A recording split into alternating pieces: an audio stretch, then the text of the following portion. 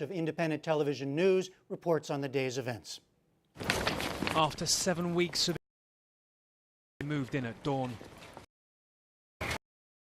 Against tyres and bamboo, the talking over.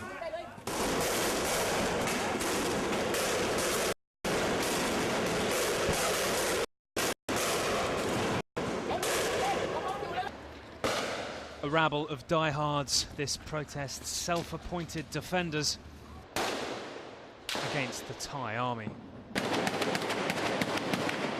Live rounds fired at the living. And down on the receiving end, mostly with the unarmed, refusing to budge for their beliefs. In fact, only a handful here had guns, but still many were injured. They just kill and kill and kill, shooting, yes. And they don't mind, they don't care. Why are you still here then? We're still fighting. The people here, they just call for democracy, but they give you the answer by gun. This is the moment just after a Western journalist was shot once in the chest. He died of his wounds. As the army advanced, just 300 meters away at the protest central stage, no one seemed to hear or care.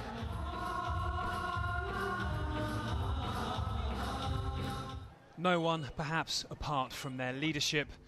They surrendered themselves to the police, a responsible bid to end the standoff. But it was not popular militants in the protests who took another stand against the army who were massing at the end of this road. One militant taking potshots at the army. Here, in a temple enclave, dozens of civilians were trapped where the soldiers had yet to reach and where the militants still ran free. Judy Woodruff has more on the Thailand story. For some understanding of what's behind the violence, we turn to Richard Donor. He's professor of political science at Emory University. His latest book is The Uneven Development in Thailand. Professor Donor, where do things stand as of tonight? What is the status of the opposition? The opposition seems to be heavily fragmented, as your report just showed. The main area of protest has been broken up. Those protesters have been dispersed, but my understanding is that many protesters, or at least the hardcore, have dispersed to of Bangkok and have proceeded to engage to some degree in protests, in looting, and to some degree arsoning. They have evidently torched one of the largest shopping centers in Asia, the Central World Shopping Centers. In addition, there has broken out protests in at least a half a dozen north and northeastern provinces where some buildings, some government buildings have been lit on fire.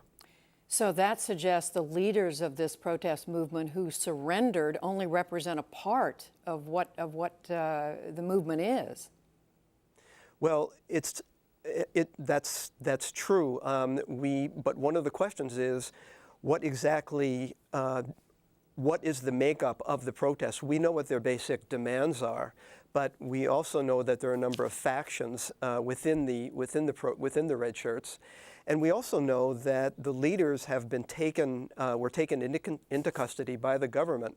So my understanding at this point is that this is a movement without leaders. What do they want? Well, the core demands of the Red Shirts for quite some time has been to get rid of the present government. That means specifically that they want accelerated elections, which this government eventually agreed to hold elections in November. They also want a dissolution. I believe they also want some degree of amnesty for the leaders. And Prime Minister Pisit. Now, there was some movement, we know, a few days ago toward negotiations. The government was saying that it was going to move elections up sooner. That all fell apart. So what are the prospects now for any sort of resolution? Well, my understanding was after that fell apart, a few days later, actually just a day ago, the Red Shirt, the protesters, actually accepted an offer from some senators to mediate and to have some kind of reconciliation process. The government, led by Prime Minister Apisit, is my understanding, rejected that. So right now the question is, who can speak for the protesters? That's not clear, given that they've started to fragment.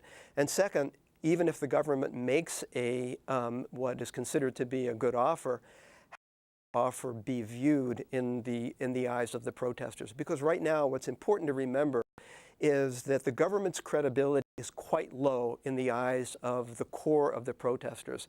These people have elected somebody that they thought represented them, Thaksin Shinawatra, in 2000, 2005.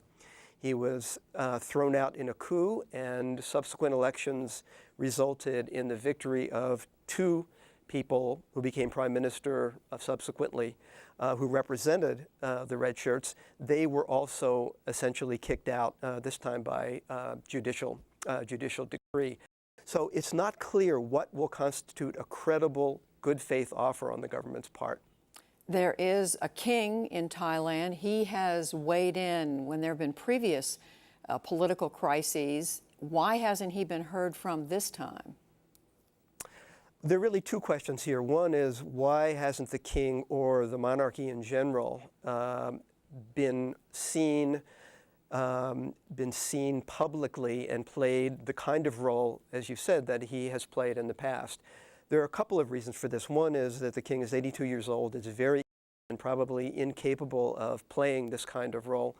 But the second part of this is that the monarchy as an institution, according to many observers, has lost a significant amount of credibility.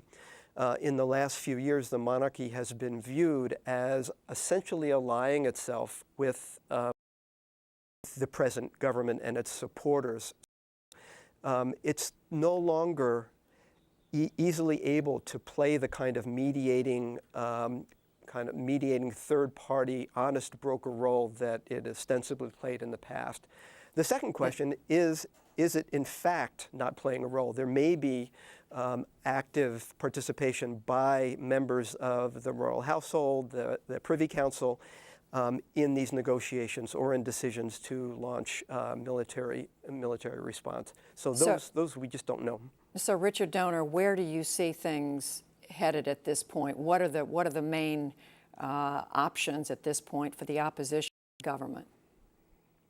I guess there are three scenarios that I could imagine, Judy. One is that there is continued violence in different parts of Bangkok and in the provinces in the north and the northeast for a few weeks that will be difficult to control because the military is stretched relatively thin. That's a bad scenario. A second, somewhat better scenario is Bangkok is controlled, essentially no more protests and fighting in Bangkok, but some degree of